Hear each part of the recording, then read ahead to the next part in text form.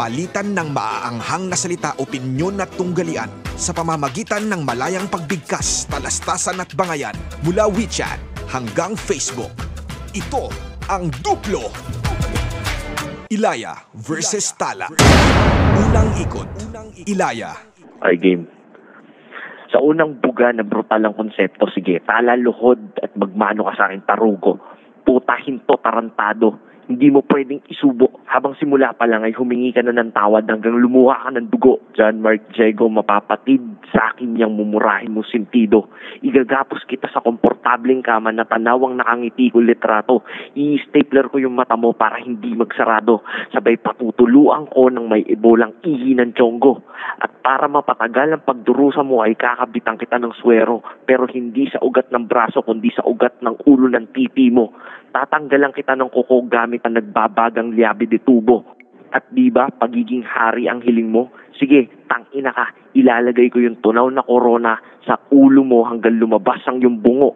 At habang humihiyaw ka sa hatid kong dilubyo, ay kakain ako ng ubas at iinom ng alak sa kalis habang nagkukuyakoy sa aking trono.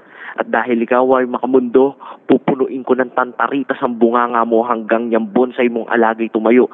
Sabay papapahirang ko ng pulot kay Montulpo at pagtapos nito ay magbabagsak ako ng bahay na bubuyog sa... At ayan, siguradong madodoble ang sukat ng 2 pulgada mong tubo. At yung mahal mong bisikleta, inatutunawin ko sa harap mo para gawing saklay. Dahil pagtapos ng pagbabaong ko sa'yo ay makakabangon ka lang kung may gabay. Ngunit sa 3 mong pagbagsak ay aking tinitiyak na hindi kailanman nabubuhay ang ipis paghuganti ang tumapak. Tangina ka. Unang ikot, Tala.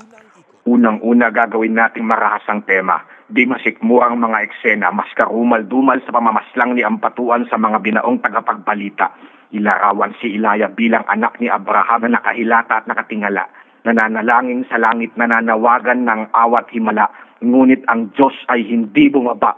Ang talim ng punyal ay marahan kong ibabaon sa iyong muka. Pagtapos sa bumbunan ay huhugutin hanggang lumuwa ang mga mata.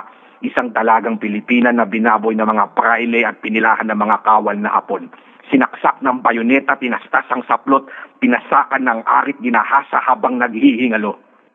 Hindi ka na matatagpuan tulad ng mga desaparasidos na dinampot ng sandatahang lakas. Ang pamilya mo ay naghihinagpis kung buhay ka pa. Oo, buhay ka nga, ngunit nakapiring at nakagapos na pinapahirapan sa kampo ng mga berdugo habang nilulublob ang paanan sa nagbabagang burgo. Pinipitpit ang mga daliri sa hampas ng martilyo sabay paso ng bayag sa nakasinding sigarilyo. Ang mga sugat mo ay padidilaan pa sa naglalaway na aso. Ramdam ang pagkalam at pilipit ng gutom na mas gugustuhin mo pang bumula na lang ang bibig sa lason. Nagsampa sa paglabag ng karapatang pantao, ngunit ang batas ay nahilot. Ang kamag-anakan ay napaiyak na lang at nanlumo dahil tinalikuran ng Kamara at Korte Suprema ang kaso. Sa tagal-tagal na paghahanap ay natagpuan ang katawan mo, ngunit tagpas na ang ulo. Ikalawang ikot, Ilaya. Sa ikalawang yabag na komedya ng Diga, paulit-ulit man ako magbato ng biro ay hindi sila tatawa hanggat wala ang iyong malapayasong pagmumuka. Ikaw ay mukhang 50 sa edad na 40. Masarap kang kasama pagkat malaki ang diskwento sa sinema. Yun nga lang medyo olat sa panlasa. Nauso na ang dubi, trip po pa rin ay nganga. Si Tala ay sobra din kadiri na tao. Nauso na ang energy drink, iniinom niya pa din ang pinagbabara ng pustiso sa baso. Siya din ay sobra sa tanga. Nung sinabi ko sa kanya na galing ang kapangyarihan ni Pepeng Kuryente sa tubig ng baterya ay gad na laklak ni gagong tanga. At ang pinakamakulit niyang ginawa ay nung napanood niya ang Darna, dun siya nagsimulang umatgat ng bato at graba. At oo, itong taong to ay sobra ding makamundo. Nung bata pa siya ay madalas niyang tirahin yung kanilang gripo. Umamin din siya sa akin na nalilibugan sa nagtatalik na aso. Nung kami kolehiyo ay hilig naman niya ay siksikan sa bus na pampasahero. Dunggol suso, gamit siko, ang diskarte, sabay kambyo at bulong na tanginang suso mismo. Kahit ale, matandang babae o matabang lalaki, basta bumukol ang dibdib kay Diego ay yari. Nung kami ay nakapagtapos, napalayas naman kami sa apartment na tinitiran. Tangina kasi ni Diego, pati si Lola tinangkang hipuan, buti na lang at malapalanggana ang panty ni Lola. At kung ibabato mo sa akin ng pagiging incheck ay sige, palagay na ngang Ganon ngunit, huwag mong kalimutan na may duguan ng Hapon, singkit batali itite, sakang lakad, Diyos no si Ultraman, pambansang inumin ay Yakult kaya walang sakit ng tiyan, pambansang bayanin ninyo ay si Cider at Bioman, pambansang exercise nyo ay Bukake style na kangkangan, at hindi dapat tala ang ngalan mo dahil mas angkop sa iyo ang pangalang Bakero, gag. Ikalawang ikot. Tala. Ano Ilaya, naglatag ka na naman ng mga karaniwan mong hirit na malaparmasing generic, paulit-ulit na panglalait at pangsilahis na birit. Neil Carter kayang pangugot ko sa iyong singit. Ito ang chismis ni Chris at Christy per minute na may nanang sumisirit sa maliit mong titi.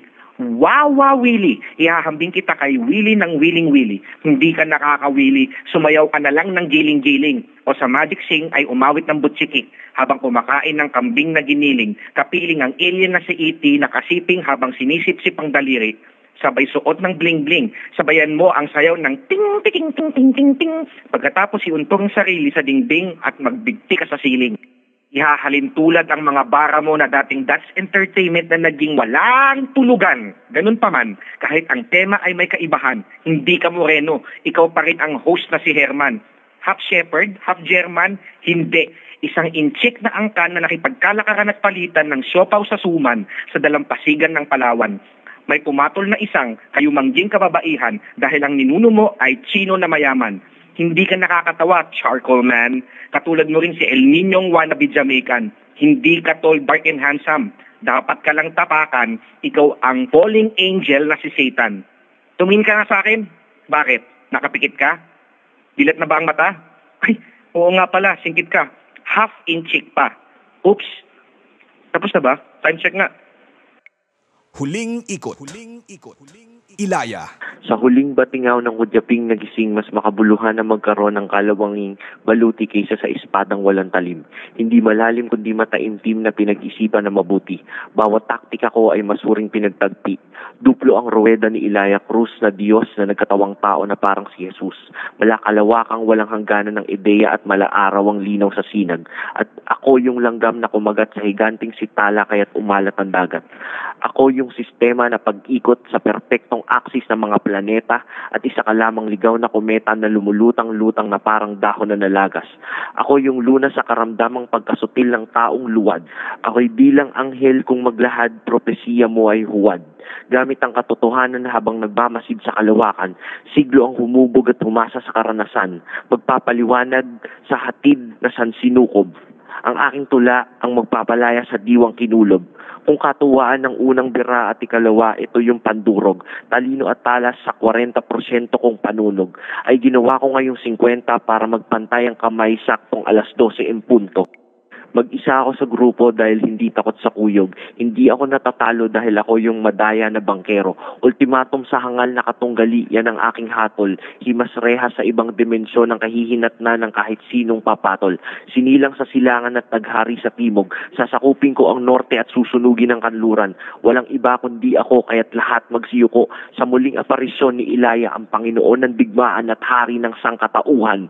Huling ikot. Tala. Hindi na ito marahasok na umal-dumal na bangayan. Isasantabi ko muna ang kalaswaan at katatawanan. Ilalantad na ang katotohanang huwad at hubad na katauhan ni Ilaya na ang ngalan ay Ryan. Sa call center ay namasukan tumatanggap ng tawag sa kalayuan. Hindi patas ang ating antas dahil isa kang pantas na nagbabalat makabayan. Isang salat at hindi paganap. Ang panimbang mo ay kulang. Naghahanda ng lisanin ang lupang tinubuan. Dahil hindi lang matiis at masikmura ang kahirapan, kaya ang lagay ay mangingibang bayan na lang na masukan sa kanlungan ng kanluran para guminhawa ang kalagayan. Tinuring ang alagad ng sining na revolusyonaryo, ngunit sa lupain ng gatas at pulot ay bigla ang dumayo. Ang dating mandirigmang kawal ngayon ay isa ng matadero, isang aliping manggagawa sa nagaharing imperyo, katuwang ng manggagamot na tagatanggal at kabit lang ng swero, ihalintulad sa inhinyerong naging karpintero. Huwag mo kong daanin sa bitawang marimarim at malalim. Ang hasa at talas mo ay makinang lang ngunit walang talim. Tama na ang tupada dahil hindi ka naman Kristo. Nagahari-harian ka dito, ngunit hindi ka totoo. Sino ngayon ang dapat hirangin sa duplo? Ikaw ba o ako? Maaari lang na mag-iwan ng komento sa aming pahina. At kung sino ang pambato mo, sa Duplo.